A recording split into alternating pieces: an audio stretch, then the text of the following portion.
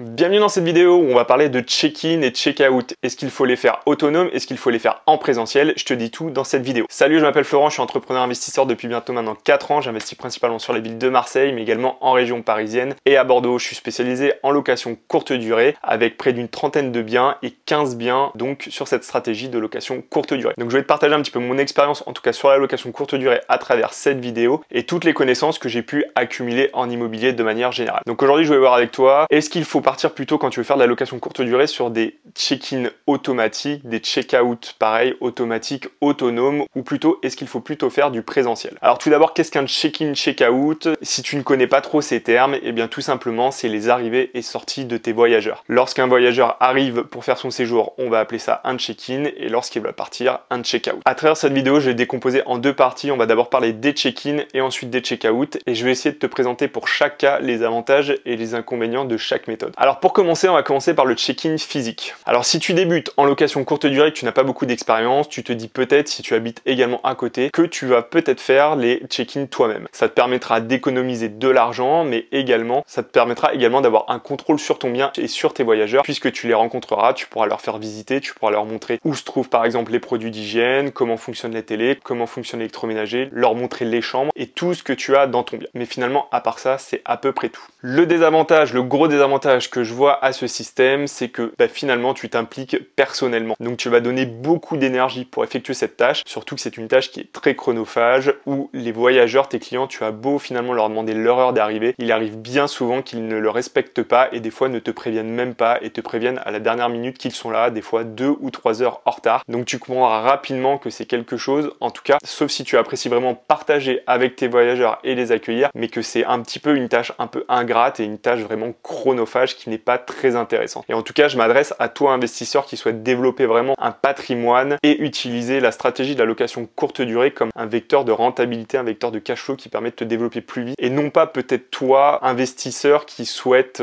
avoir un bien, profiter un petit peu de la location courte durée, mais conserver également le côté humain, le côté rencontre, parce que tu apprécies partager avec des personnes que tu ne connais pas. Donc voilà, tu l'auras compris, pour moi, il y a beaucoup plus de désavantages que d'avantages de faire soi-même ces check-in. Donc tu as l'autre solution pour les check-in physiques d'utiliser un prestataire. Donc là, l'avantage, c'est que tu délègues, ce n'est plus toi qui fais les arrivées. Tu peux également former la personne pour qu'elle fasse comme toi, c'est-à-dire que si tu faisais toi-même les check-in, tu aurais un certain contrôle sur ton bien, donc tu peux former cette personne pour qu'elle ait à peu près, en tout cas, le même contrôle que toi, pour qu'elle fasse attention au même point et qu'elle te reporte les choses qui pourraient éventuellement ne pas aller, puisque ton prestataire ou tes prestataires sont tes yeux et tes oreilles lorsque tu ne mets pas toi-même les pieds dans ton bien. Et tu conserves tout de même le côté humain, le côté chaleureux que certains voyageurs, que certains clients apprécient, le fait de rencontrer quelqu'un avant de les laisser seuls dans leur séjour avec ton bien. Le désavantage, le premier qui est peut-être le plus important, c'est que ça coûte très très cher ce genre de prestation. Donc on parle de 15 à 25 euros, voire plus dans certaines villes, certains secteurs. Mais il s'agit de la moyenne des tarifs constatés. Donc c'est une prestation qui coûte relativement cher.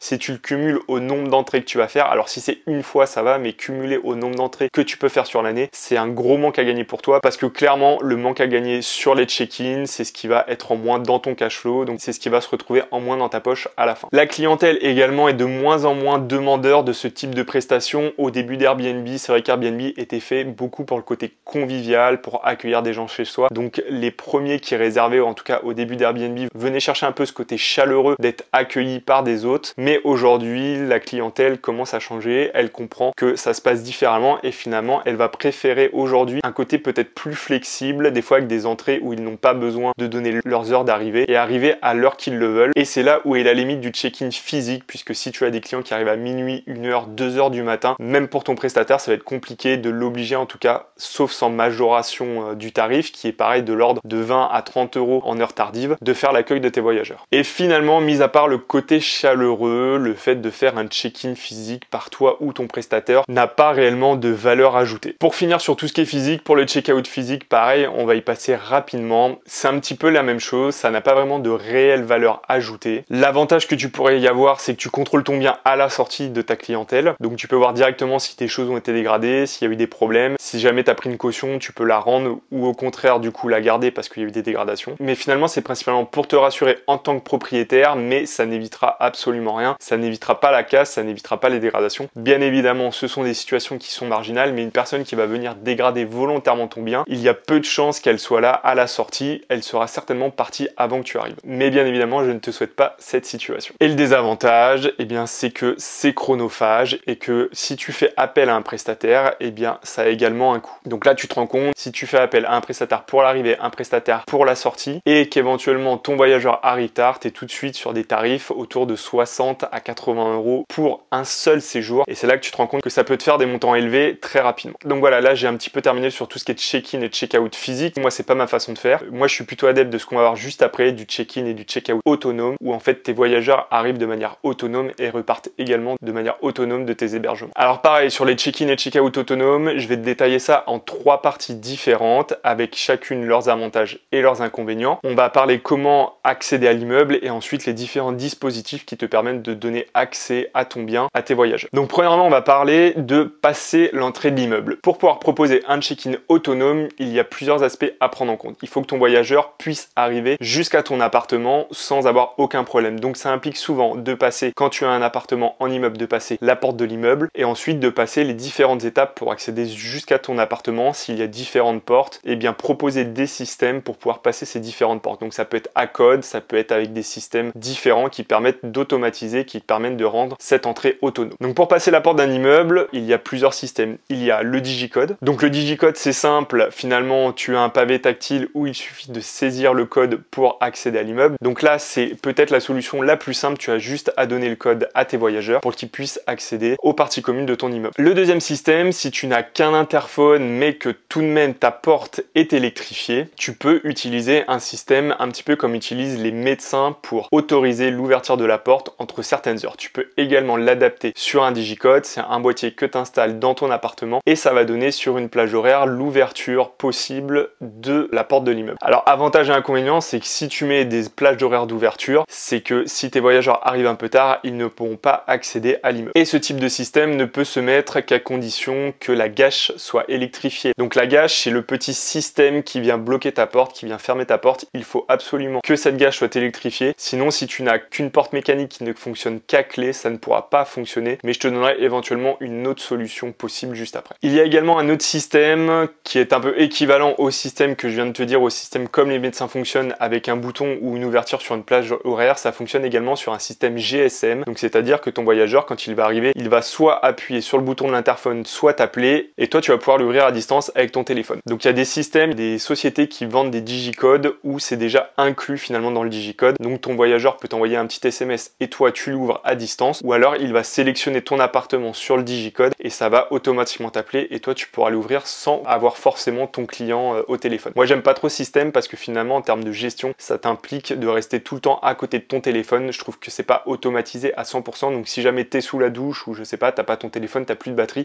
tu ne seras pas en mesure de lui ouvrir la porte. Alors j'ai pas forcément de modèle, en tout cas que ce soit sur le système du médecin ou sur le système de GSM, puisqu'il existe d'autres systèmes où tu installes directement également un boîtier dans ton appartement à te donner, puisqu'en fonction de l'installation que tu as dans ton immeuble, il y a certains systèmes qui fonctionnent avec et d'autres qui ne fonctionnent pas avec, puisqu'il y a même des boîtiers qui sont un petit peu spécialisés en location courte durée, qui sont un petit peu plus artisanales et qui vont par exemple simuler une pression sur ton interphone pour ouvrir la porte de l'immeuble. Et c'est vraiment au cas par cas, c'est pour ça que je te donne pas de modèle en particulier dans cette vidéo. Je t'invite à chercher un petit peu sur internet, de regarder le système que tu as dans ton immeuble et ce qui peut s'adapter à ta situation. Donc si tu as un digicode, si tu n'as qu'un interphone, est-ce que ta gâche est électrifiée ou non? Est-ce que tu peux mettre en place du coup pour ouvrir la porte de ton immeuble? Moi je te conseille vraiment un système qui est autonome où tu n'as pas besoin d'intervenir. Ça permettra dans le futur de vraiment diminuer drastiquement ta gestion, parce que si tu dois ouvrir à tous tes voyageurs, donc si tu as un appartement, d'accord, mais si tu en as 10, 15 ou 20, ça va commencer à devenir compliqué, surtout que tu devras rester tout le temps à côté de ton téléphone pour ouvrir à tes voyageurs et savoir exactement quand est-ce qu'ils arrivent pour leur ouvrir. Moi ce n'est pas forcément un système que je plébiscite. De manière générale, ce que je plébiscite le plus, alors soit un système comme les médecins mais tu le laisses en 24/24, ou un système à digicode pareil qui fonctionne en 24/24. Sur mes immeubles, c'est ce que j'ai fait installer, j'ai installé directement des digicodes, donc les voyageurs rentrent les codes et si jamais un jour tu as un problème et que tu as besoin de le changer, et bien évidemment ces digicodes tu peux changer les codes comme tu veux. Et pour le dernier cas, je te l'avais dit, dans le cas où ta porte d'immeuble ne fonctionne qu'à clé, ça va dépendre également du lieu où tu loues, si c'est plutôt sécuritaire ou un petit peu moins. Moi je sais que par exemple à Bordeaux, il arrive assez fréquemment de voir des boîtes à clés qui sont directement fixées dans la rue, donc directement sur l'immeuble. Donc tu as les clés de l'immeuble et tu as les clés de l'appartement. Donc directement depuis l'extérieur, ton voyageur peut peut récupérer ses clés.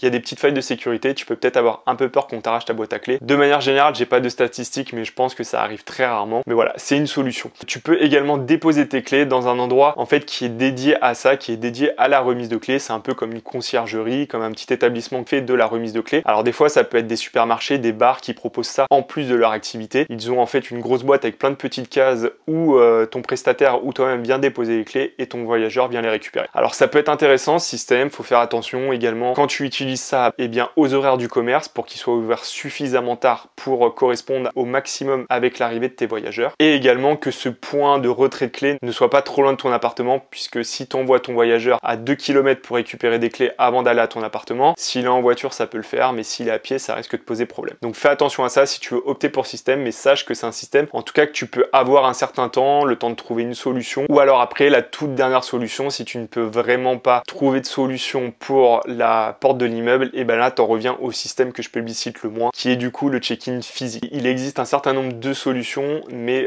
si aucune ne correspond à tes besoins, à ce que toi tu es prêt à faire, au risque que tu es prêt à faire, comme par exemple mettre ta clé dans une boîte à clés dans la rue, et bien finalement t'en reviens à des systèmes un peu plus classiques avec une personne physique qui va accueillir ton voyage. Donc une fois que ton client a passé la porte de l'immeuble, il ne lui reste plus qu'à accéder à ton appartement. Donc pour ça, il doit également récupérer ses clés. Bon, s'il les a récupérées en amont, il les a déjà, mais si c'est avec un digicode par exemple, tu peux lui faire directement récupérer les clés dans l'immeuble. Donc tu as différents systèmes, tu as des systèmes mécaniques, tu as des systèmes connectés. Je vais te présenter les principaux. Donc tu as la boîte à clés et la serrure connectée. Donc au niveau des boîtes à clés, tu en as deux types. La première, moi c'est celle que j'utilise le plus, c'est la mécanique. Donc les avantages de la boîte à clés mécanique, tu sais, c'est les gros boîtiers qu'on voit où il faut tourner des petites roulettes pour mettre le bon code et ensuite on peut ouvrir la boîte à clés sur les côtés. Les avantages de ce système, c'est que en général ce sont des boîtes à clés qui sont très robustes et c'est également la simplicité d'utilisation, d'explication à ton voyageur. Tu as juste à lui dire, vous saisissez le code, vous appuyez sur les deux boutons ou un bouton en fonction du système de boîte à clés que tu as et vous récupérez vos clés directement à l'intérieur. Le gros désavantage de ce système, eh bien c'est le code. C'est que clairement le code ne sera que très rarement changé. Même si au début tu es plein de bonne volonté et que tu demandes par exemple à ton prestataire de changer les codes à chaque fois, tu verras rapidement que tu risques d'arrêter de le faire. Et si par la suite tu souhaites automatiser, tu te rendras également compte que ce n'est pas la solution idéale si tu changes le code à chaque fois, puisque tu seras obligé de modifier ton automatisation à chaque arrivée de voyageur. Donc tu as deux solutions, soit tu changes jamais le code. Donc bien souvent ce qui se passe finalement, c'est que le code n'est pas changé et tu ne changes le code que quand il y a vraiment un gros problème. Alors pour toi ça peut paraître bien évidemment une faille de sécurité, c'en est une, mais si tu réfléchis bien au fonctionnement de la location courte durée, finalement tu te rends compte que ce n'en est pas une si grosse que ça, puisque tes clés restent très peu de temps dans la boîte à clés. Si je te prends une journée type, donc ton voyageur part, ta femme de ménage va venir entre 11h et 11h30, alors je te prends mon cas,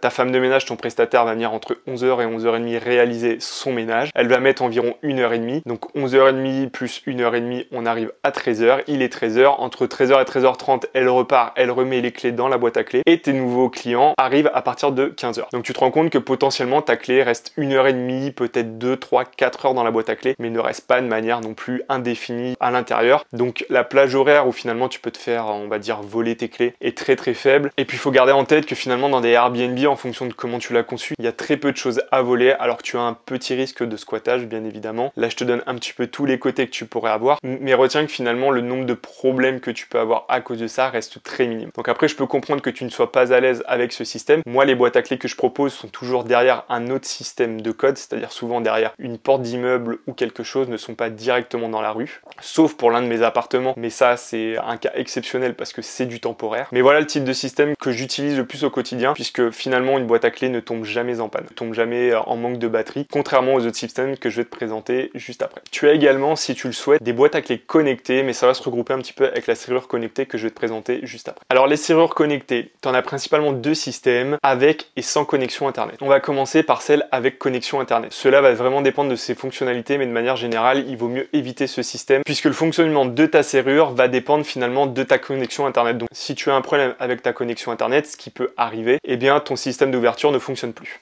Il en est de même pour tout ce qui est serrure invisible, en fait que tu ne vois pas depuis l'extérieur, qui est directement dans ton appartement et qui s'ouvre avec souvent un téléphone ou un système qui se connecte à ta serrure pour l'ouvrir. Pour moi ça c'est un gros problème en termes d'utilisation, puisqu'il faut que tu te mettes à la place de tes voyageurs. Tu vas avoir des jeunes, tu vas avoir une population plus âgée, et notamment pour la population plus âgée qui n'est pas forcément adepte, qui ne connaît pas forcément les nouvelles technologies, tu risques d'avoir des gros problèmes de gestion à ce niveau-là avec des personnes qui vont t'appeler parce qu'ils vont pas comprendre, ils vont avoir des téléphones trop anciens pour installer installer une éventuelle application pour pouvoir déverrouiller directement la porte et tu risques d'être embêté finalement avec ce genre de système. Donc tout ce qui est système connecté par internet ou qui ne se voit pas, moi personnellement je ne les conseille pas trop, même si les systèmes invisibles, j'y vois un avantage intéressant, c'est que par rapport à la copropriété, par rapport aux personnes qui passent, et bien puisque c'est invisible, en fait tu ne vois pas de l'extérieur finalement qu'il y a une poignée connectée, donc ça évite de mettre en avant finalement que tu fais de la location courte durée à l'intérieur de ton appartement. Enfin maintenant, c'est les serrures connectées sans connexion internet. Alors si tu souhaites partir sur une serrure connectée, c'est le type de serrure sur lequel il faut partir. Alors rapidement, comment ça fonctionne? Ça fonctionne de la manière suivante. Dans ta poignée connectée, en fait, tu as un algorithme qui va générer des codes automatiquement en fonction de la date et de la durée du séjour que tu souhaites. Toi, de ton côté, vu que ta poignée n'est pas reliée à internet, tu auras également un logiciel. En fait, ce sera le même algorithme qui te générera les codes directement sur ton ordinateur ou via un site internet. Et ainsi, tu auras tes codes que tu pourras donner à tes voyageurs. Sur le papier, ça paraît être la meilleure solution, mais lorsque tu l'as choisi, fais attention à bien lire la notice avant de l'acheter.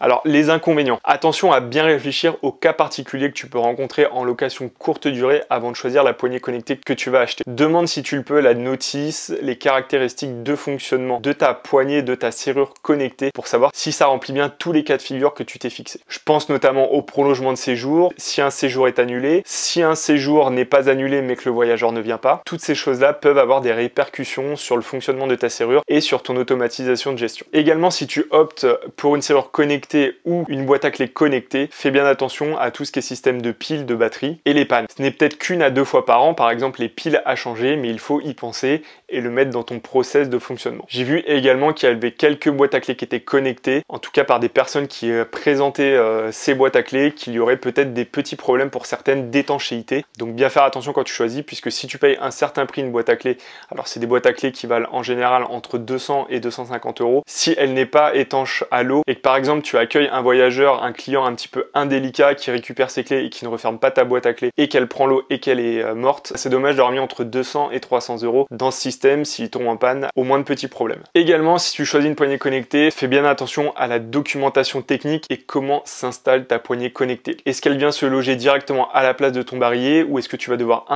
faire intervenir un menuisier pour l'installer, puisque certaines, moi j'ai consulté des documentations techniques, certaines nécessitent de retravailler la porte. Moi l'inconvénient que j'y vois, c'est que si un jour tu souhaites arrêter la location courte durée ou revendre ton bien, eh bien tu seras obligé de changer la porte, à moins bien évidemment que tu gardes le système d'ouverture connecté et que tu le donnes au futur propriétaire ou bien à ton futur locataire. Mais si tu veux remettre un système d'ouverture normal, tu auras finalement dégradé ta porte et tu devras certainement la remplacer. Donc voilà, j'ai terminé ma vidéo sur les check-in et check-out physiques et autonomes. J'utilise sur l'ensemble de mes biens des check-out autonomes. Pour ce faire, dans la plupart de mes immeubles, j'ai des digicodes. J'utilise également beaucoup de boîtes à clés mécaniques pour les avantages que je t'ai donnés. Simplicité d'utilisation, robustesse, ne tombe jamais ou quasiment jamais en panne comparé à des systèmes connectés qui peuvent tomber en panne ou qui peuvent apporter des gestions un petit peu supérieures si des fois il y a des cas particuliers. Encore une fois, je peux comprendre que tu veuilles plutôt opter pour un système connecté pour le côté sécuritaire, d'avoir un nouveau code pour chaque séjour. D'ailleurs, pour ne rien te mentir, c'est